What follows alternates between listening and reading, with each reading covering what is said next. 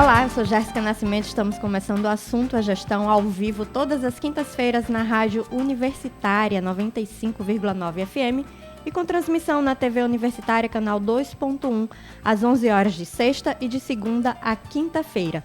Esse que é um programa que apresenta as ações das pessoas que fazem a Universidade Federal de Roraima e hoje estão comigo aqui o reitor da UFRR, professor José Geraldo Ticianelli, e o vice-reitor, professor Silvestre Lopes da Nóbrega.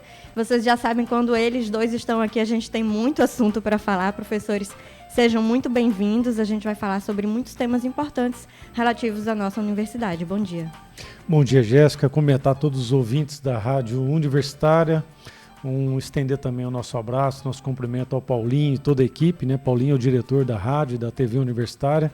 Dizer que é uma satisfação, mais uma vez, poder dar um retorno para a sociedade das ações da nossa universidade. Professor Silvestre. Cumprimentar a Jéssica, cumprimentar todos aqueles que fazem a nossa Rádio TV Universitária, aos nossos ouvintes e todos aqueles que assistem à TV Universitária. Um grande abraço e dizer sempre do agradecimento, né, da felicidade de poder vir ao nosso sistema de comunicação universitária para falar um pouquinho da nossa UFRR. Muito bom. Professor Geraldo, vamos começar falando sobre um tema que teve repercussão nacional, né, que é o fim da lista tríplice para a escolha de reitores das universidades federais do Brasil. O senhor, que também é presidente da Andifes, como avalia essa mudança? Avalia de forma muito positiva, e porque a pauta nessa mudança da escolha, ela foca na democracia e na autonomia universitária, permitindo com que as universidades possam escolher o seu dirigente e que essa escolha seja respeitada pelo presidente. Até então, é uma lei de 68, até então previsse, tanto na LDB e em outros documentos que foram publicados ao longo dos anos, a presença da lista tríplice. Então, o que o presidente recebia eram 3 nomes, que obviamente, dentro do aspecto legal, ele poderia escolher um dos 3, mas dentro de um aspecto de respeito às suas instituições, respeito à escolha democrática dos seus dirigentes, o primeiro nome na lista deveria ser sempre o nomeado e empossado para exercer suas funções. Mas isso não aconteceu nos últimos anos, gerando um descontamento, gerando um desequilíbrio na organização estrutural das universidades. E, no âmbito da Andifes, nós começamos a trabalhar num projeto de lei, que é o 2699. Ele ainda é de 2021 e esse projeto ele já tinha sido tramitado em todas as instâncias na Câmara, já tinha sido aprovado na CCJ, mas no último minuto, que era terminativo, no último momento um deputado do PL, o Cabo Gilberto, ele entrou com recurso impedindo essa tramitação automática ao Senado para que esse processo pudesse ser discutido no âmbito da plenária. E, obviamente, esse processo ficou parado durante 2 anos. Então, quando nós assumimos, nós identificamos esse ato, né, que esse processo ainda não tinha andado, fizemos um diálogo com vários parlamentares para verificar se, no âmbito do colégio de líderes, ele pudesse entrar na pauta, e assim foi feito. Nós finalizamos o ano no terceiro item da pauta do Colégio de Líderes, mas ainda com essa possibilidade de ir ao plenário.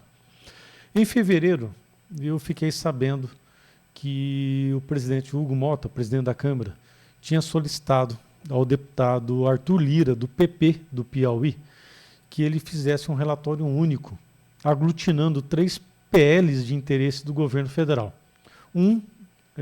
Do RSC, né, que é o regime de saberes e competências, permitindo que os técnicos administrativos possam avançar na sua carreira através de uma série de competências e habilidades adquiridas ao longo do processo, abertura de novas vagas para técnicos e docentes nos institutos federais e universidades, e abertura de 2 novos institutos federais, inclusive um deles na Paraíba.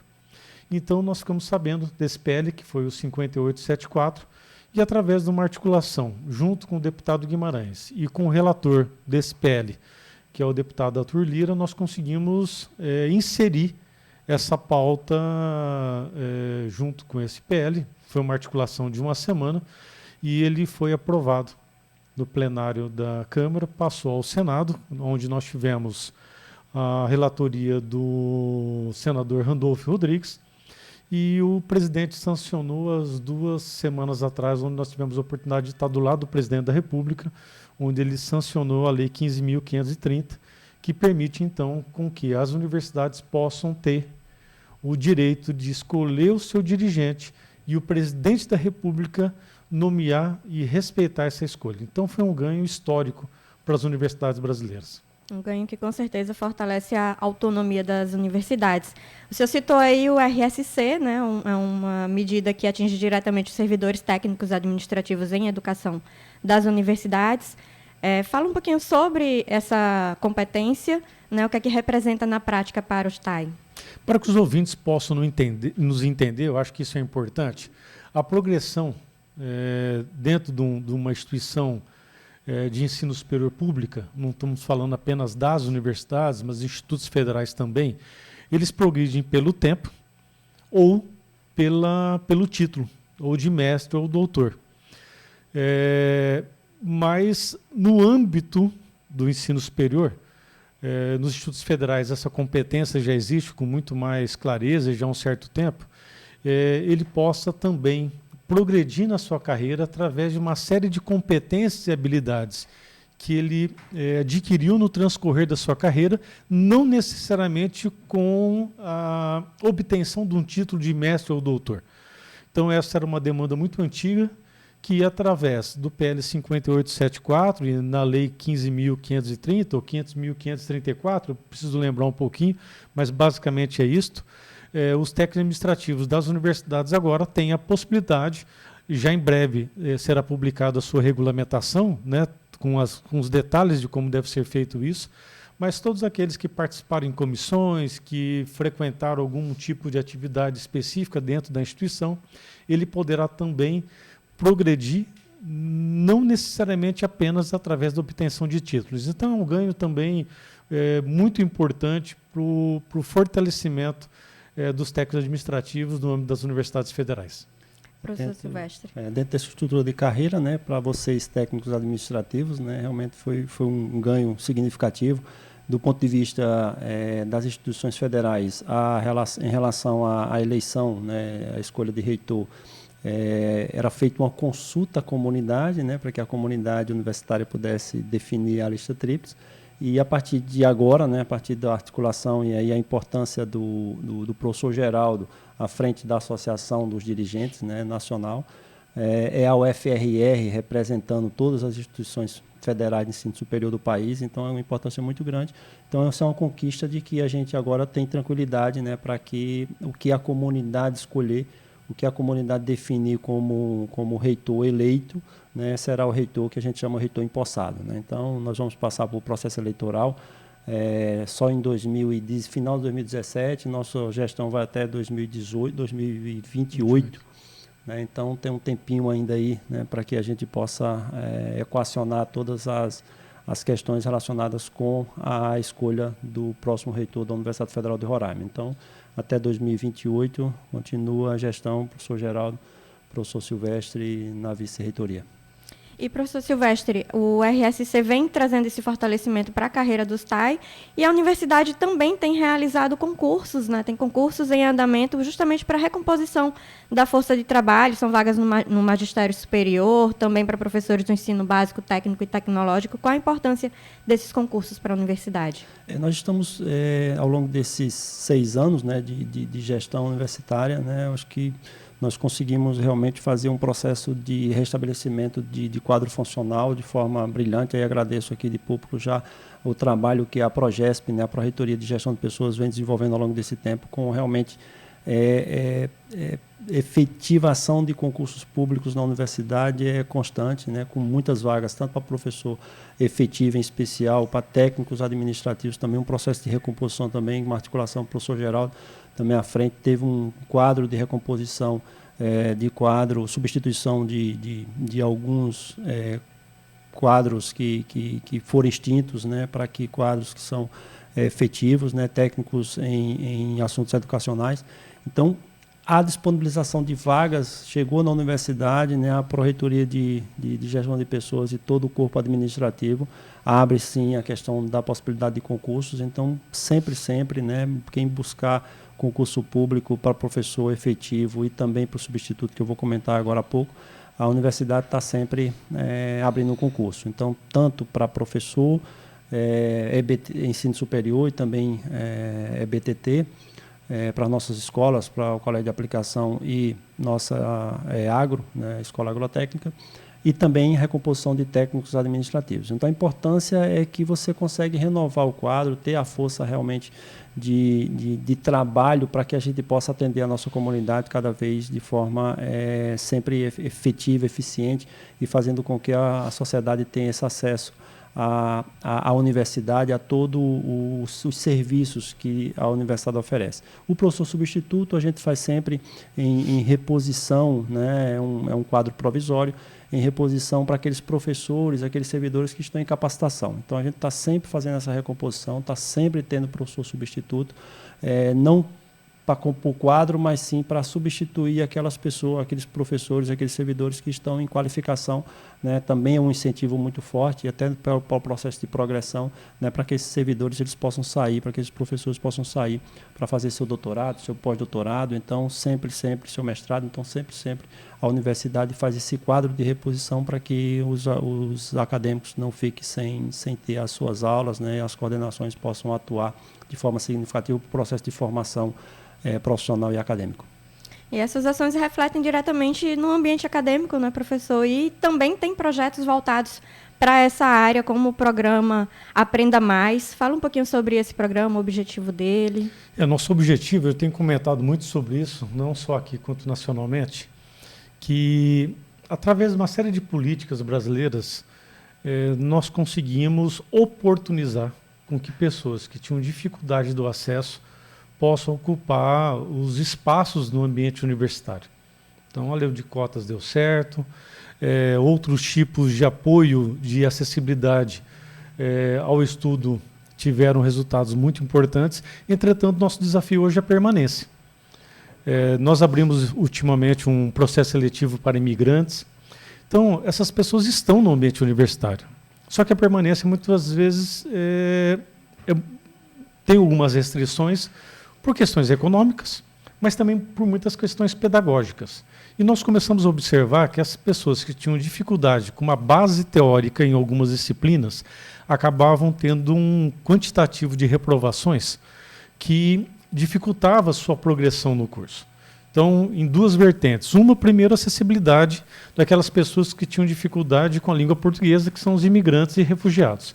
E outros, aqueles que tinham um represamento de algumas disciplinas básicas, como química, matemática, física. Então, desde o ano passado, nós colocamos um projeto, na verdade, reativamos um projeto, que é o Aprenda Mais, que é um projeto de nivelamento. O que é nivelar?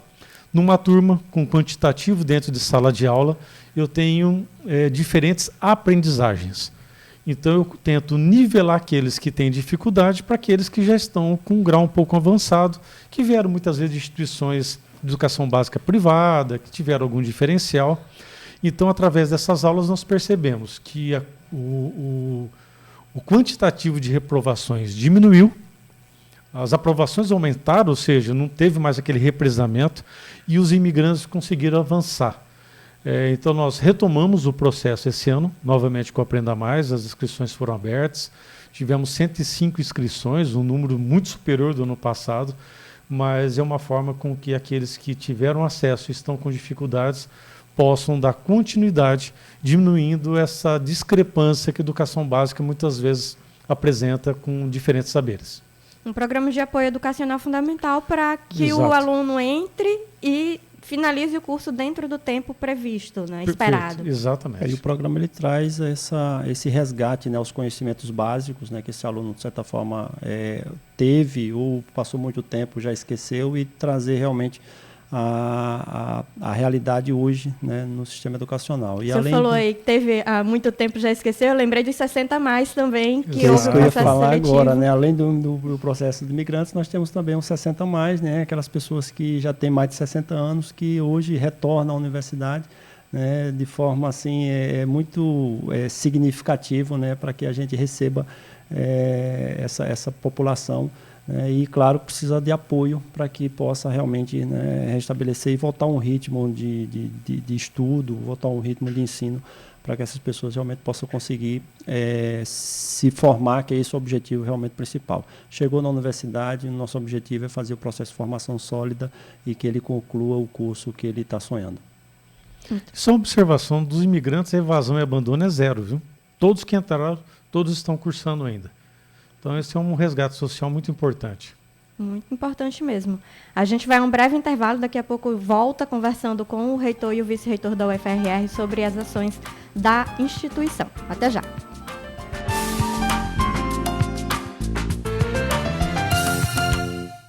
O som que você gosta de ouvir, toca aqui. Pra quem tem fé, a vida nunca tem fim. Quanto mais você ouve, mais você gosta. Rádio Universitária FM 95,9.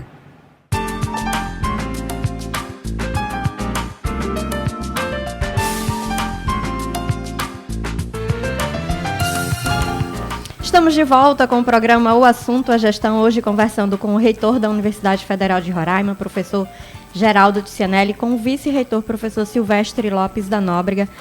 Professores, esse bloco agora a gente fala sobre uma grande novidade na universidade, que é a caravana Caminhos para o UFRR, que vai percorrer cerca de 10 municípios do interior de Roraima. Fala um pouquinho para a gente sobre esse programa, como ele vai funcionar, o objetivo.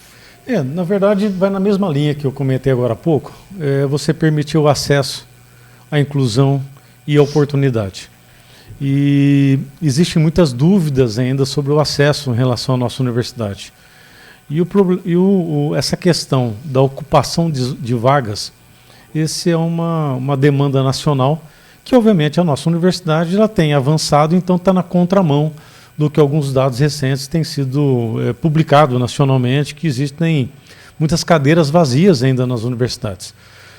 Pós-pandemia, nós tivemos um aumento considerável de alunos, mas identificamos, né, que, principalmente no interior, existem muitas dúvidas em relação ao nosso processo, principalmente com os jovens que estão no primeiro ano do ensino médio, que geralmente eles focam, e aqueles que estão me escutando, né, a nossa rádio, ela consegue atingir o interior do estado, geralmente eles focam apenas no vestibular, mas esquecem que nós temos o vestibular seriado, na qual aquele jovem que está no primeiro ano do ensino médio, ele pode fazer uma prova, que se soma a prova que ele vai fazer no segundo ano, com escala de dificuldades, ou seja, ele pode abrir as portas da universidade de uma forma mais escalonada, de forma mais tranquila, e muitos também desconhecem os programas de apoio à permanência que nós temos.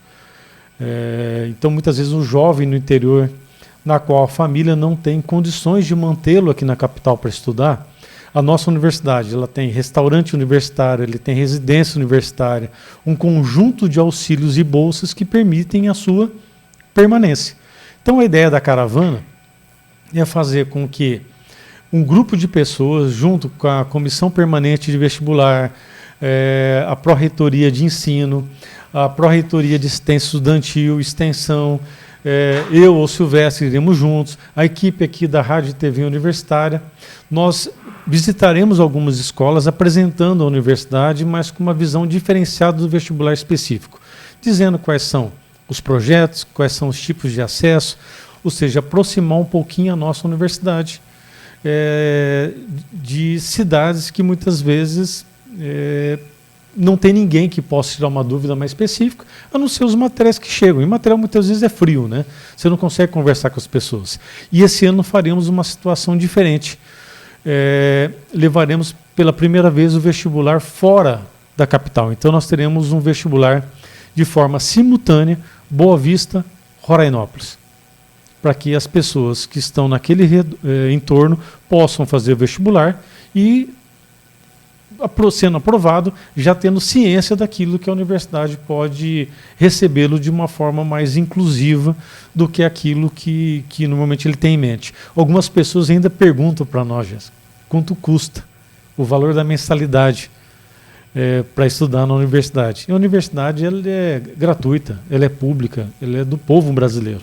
Então, essas informações precisam ser passadas de forma clara, objetiva, e nada melhor que a nossa presença no interior através da caravana UFRR. É gratuita e ainda tem vários auxílios que podem ajudar esses jovens a permanecerem na instituição. Professor, essa caravana vai dizer aos municípios que a UFRR também está de portas abertas para o interior. Não, isso, Jéssica, no nosso lema, né, acho que foi em 2000 foi nos 35 anos, né, a Universidade Presente. Então, a Universidade Presente, nós já estamos hoje de forma presencial, com vários níveis de ensino, né, em 8 municípios dos 15, a gente sempre frisa isso. E agora com a caravana você dá oportunidade para que mais pessoas possam conhecer a Universidade Federal, os cursos, de certa forma, que nós estamos oferecendo, né, disponibilizando no processo vestibular, os vários, né, tipos de entrada, né, os vários tipos de entrada que nós temos, né, tanto a questão indígena, os 60 mais, como nós falamos, a questão do processo dos imigrantes.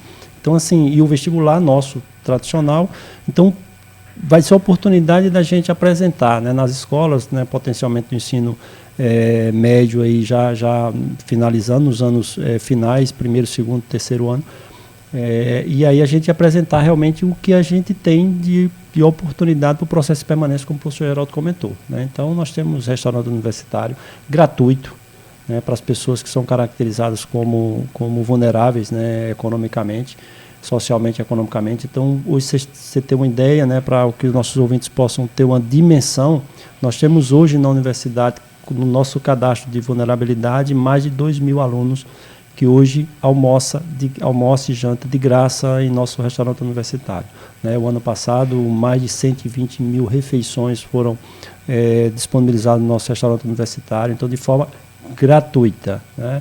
E ainda fazemos o subsídio, né, qualquer aluno da Universidade Federal que não se enquadre em regime de vulnerabilidade social e econômica, eles só pagam R$ 7,00 pela alimentação. Então, o resto a universidade, de certa forma, faz esse suprimento. Então, o restaurante universitário é gratuito, né, não tem custo para as pessoas que realmente necessitam, que precisam usar e precisa se alimentar no processo educacional. Então, além disso, como o professor Geraldo comentou, né, nós temos residência, o auxílio moradia, nós temos auxílio transporte. Então, as pessoas que vêm do interior, eles podem, de certa forma, né, usufruir de todo esse apoio institucional, obrigação nossa pela lei de acesso à assistência estudantil, e a gente precisa levar essa informação, essa boa informação para a comunidade. Então, a caravana ela vai servir justamente para isso. Nós vamos estar nesses municípios, né, de forma presencial e conversando, né, e dialogando com cada um,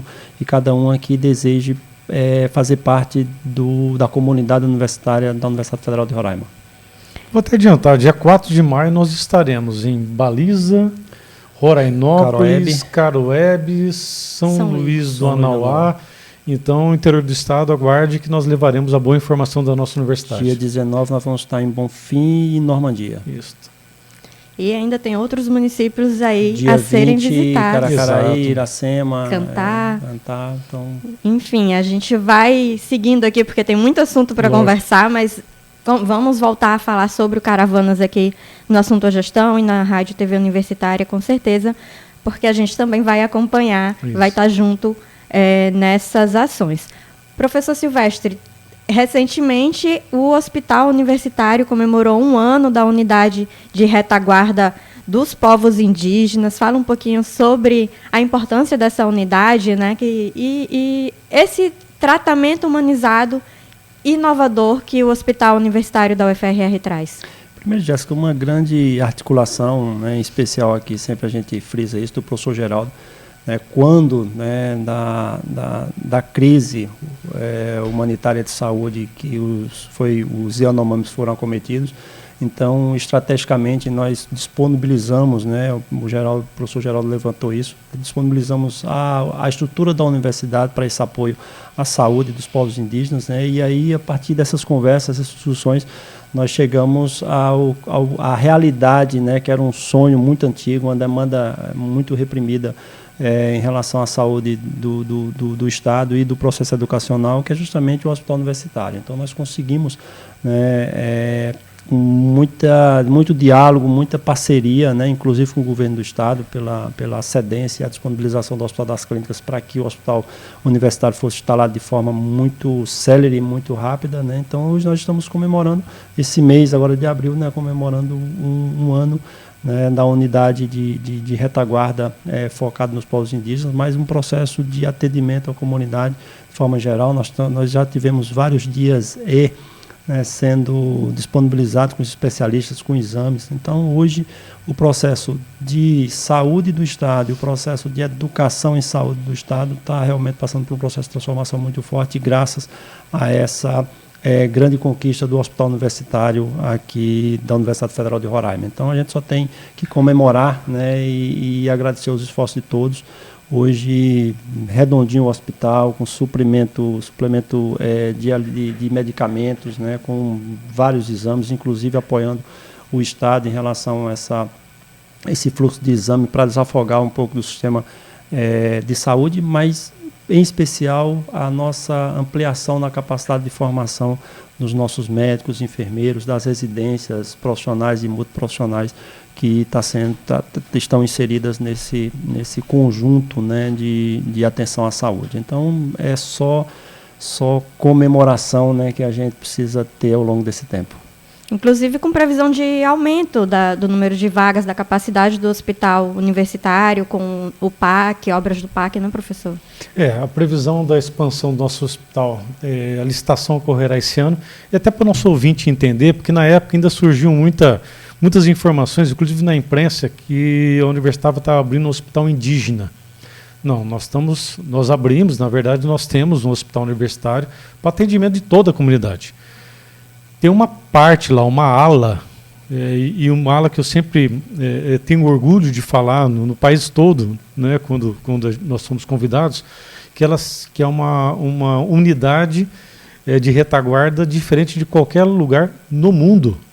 E o que ela tem de diferenciado? Essa ala, que é chamada de Unidade de Retaguarda Hospitalar aos Povos Indígenas, ela tem uma área de convivência onde os familiares, a alimentação, a cultura, o tratamento, o cuidado da cultura indígena é respeitado no mesmo espaço na qual vamos denominar como a medicina tradicional, a saúde tradicional está sendo aplicada. Então, inicialmente, hoje nós temos 35 leitos, 36 porque tem um quarto que é o isolamento, e com essa expansão, que é a tua pergunta, nós vamos chegar a 75 leitos específico para a unidade de retaguarda hospitalar indígena. Hoje o hospital ele tem 126 leitos e com a expansão ele vai passar para 235 leitos, sendo 6 salas cirúrgicas e 20 leitos de UTI. Então, um hospital que hoje trata mais da retaguarda, do momento de acomodação daquele paciente para o tratamento da sua patologia, ele vai passar, então, em breve para média e alta complexidade, ou seja, faremos cirurgias, ajudando muito o sistema de saúde do Estado, e também teremos espaço para a unidade de terapia intensiva. Nosso hospital não vai trabalhar com pronto-socorro, então não é um hospital de portas abertas. O que é o hospital de portas abertas? É quando tem pronto-socorro, quem sofre acidente vai lá e ele tem acesso imediato. Aquela emergência. Então, emergência. O nosso é um hospital de porta fechada, ou seja, os pacientes, as pessoas passam pela regulação do Estado para serem direcionados ao nosso hospital, que atende 100% SUS. Então, conforme o professor Silvestre comentou, segunda-feira nós teremos um ano, aniversário de um ano, de uma unidade que nos enche de orgulho. Preciso ressaltar aqui o trabalho e a demanda que nos ajudou muito da ministra Anísia na época. E a ministra Anísia era o grande sonho dela. E esse sonho hoje está fazendo um ano e foi concretizado. Muito bom. E continuando falando sobre obras, investimento na infraestrutura, que é importante para acompanhar todo esse processo acadêmico, pedagógico que a universidade realiza, Recentemente, a UFRR assinou várias ordens de serviço, né, para obras de modernização nos campi Paricarana e Cauamé. Qual a importância desses investimentos para a universidade? Quer começar? Bom, são muitas, né, Geraldo? São muitas. Mas eu acho que especial é o colégio de aplicação. É uma demanda bem antiga que a gente estava na nossa agenda, a gente vinha buscando essas melhorias. Então, hoje, né, com relação ao espaço de ensino médio, o refeitório está sendo reformado, né, e melhorado. A quadra também vai passar por intervenções, né? Então, acho que é basicamente o colégio de aplicação. A gente conclui, nós fizemos uma primeira etapa, né, agora está na segunda etapa de execução da reforma, mas assim, sempre buscando o melhor conforto, né, e para que o processo de ensino-aprendizagem possa ser desenvolvido com eficiência. Nós temos hoje o CBio, Centro de Ciências Biodiversidade, hoje uma estrutura enorme realmente, e a última edificação tem mais de 15 anos sem ter tido possibilidade de nenhuma melhoria, né, hoje passando por uma reforma realmente completa, né, e isso faz com que a gente possa ter realmente na biologia, né, um espaço realmente bem estruturado. A estrutura da nossa Pró-Reitoria de Infraestrutura, Pró-Reitoria de Inovação e Tecnologia, né, recém-criada, assim, dentro do processo nacional, uma inovação para isso, criando uma Pró-Reitoria que cuida realmente desse espaço de inovação e tecnologia dentro da universidade. Então, está sendo reformado, estruturado um prédio que a gente chamava DTI, né, que era onde é o coração hoje da tecnologia da informação da universidade, que vai agregar e vai, de certa forma, abrigar a Pró-Reitoria de Inovação e Tecnologia. E no CCA, né, nós estamos com a reforma do prédio administrativo. Além, claro, da entrega logo, né, do Centro de Convivência do Paricarana, o Centro de Convivência do Cauamé.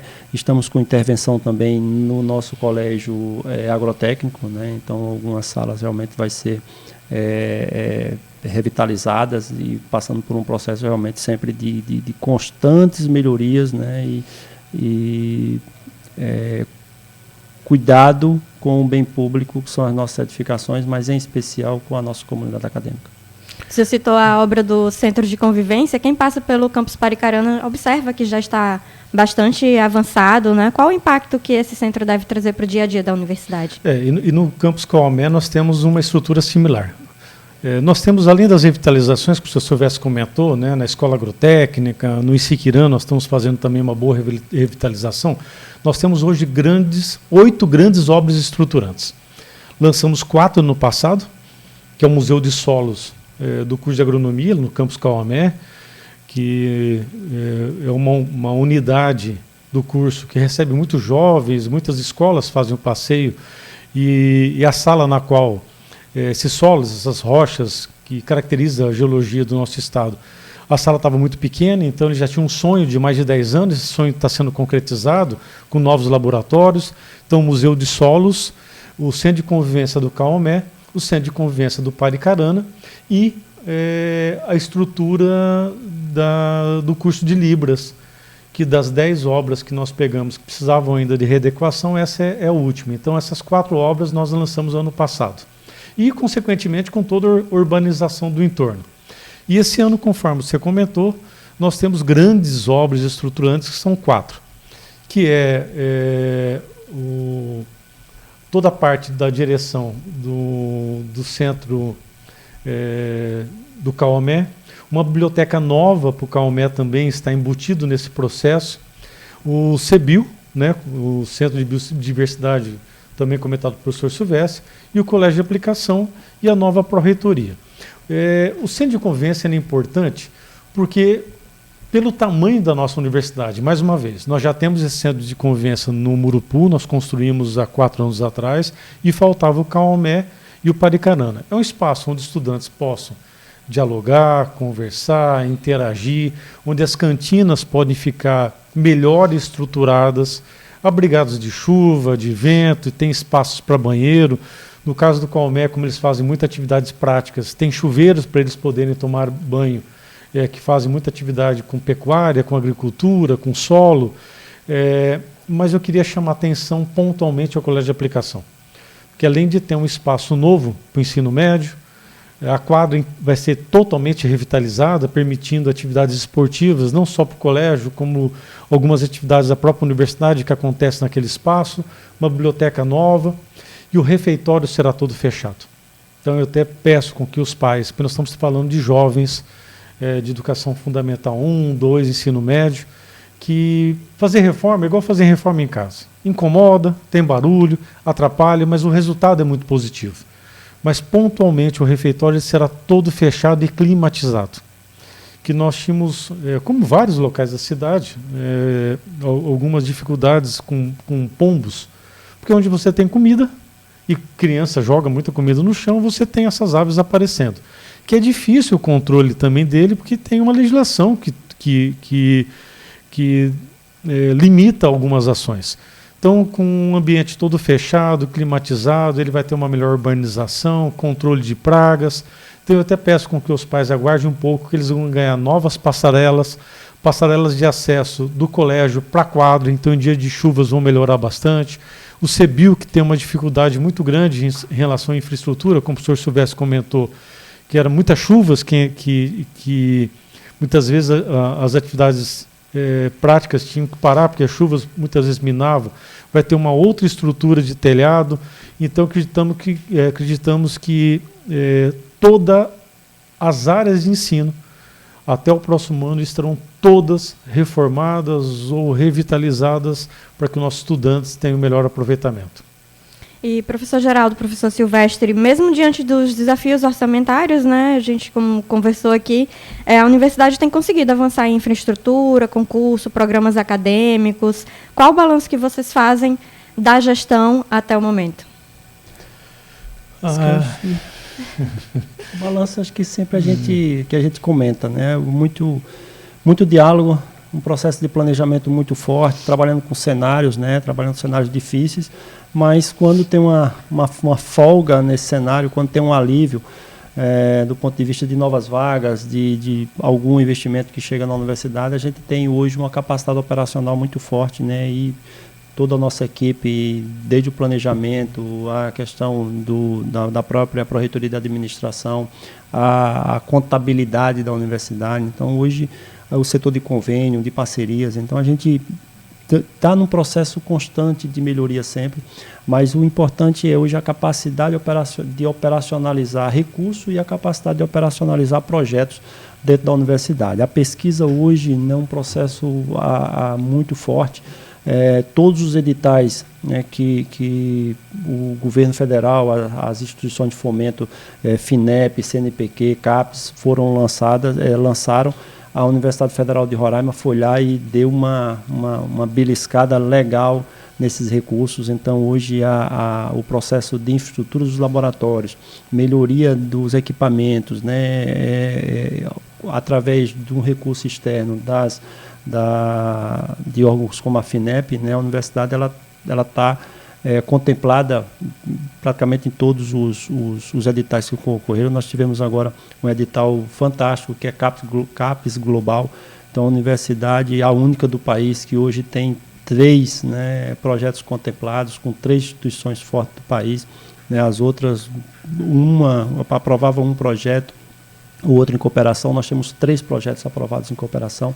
Então, o esforço, né, a dedicação da Pró-Reitoria de Pesquisa e Pós-Graduação, mas em especial toda a credibilidade e o esforço dos professores, pesquisadores que se engajam realmente no processo de compilar, né, esses projetos, claro, de uma expertise que nós temos dentro da universidade. Então, isso mostra realmente a força da Universidade Federal de Roraima em relação ao processo, né, de pesquisa, ensino e extensão, sempre, e assistência estudantil, sempre focado no atendimento à nossa comunidade. Então, muito planejamento, muito diálogo, muito olhar em relação a um cenário nacional, mas eu acho que essa articulação também, né, inclusive promovida pelo professor Geraldo, hoje à frente, inclusive, da Associação dos Reitores, volto a dizer, né, isso traduz muito o que é a nosso EFRR hoje. Né? Então, parcerias muito fortes e, de novo, a capacidade de operacionalização de recurso e o cuidado e o zelo que a gente tem com o recurso público, em especial, mais uma vez, com a nossa comunidade universitária. Laura, respirei, porque a sensação parece que você sempre tem alguma coisa mais para fazer. E se autoavaliar é muito complicado.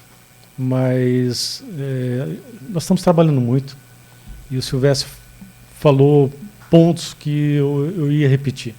Eu acho que o respeito ao nosso servidor, o diálogo que nós estamos fazendo, os recursos são poucos mesmo.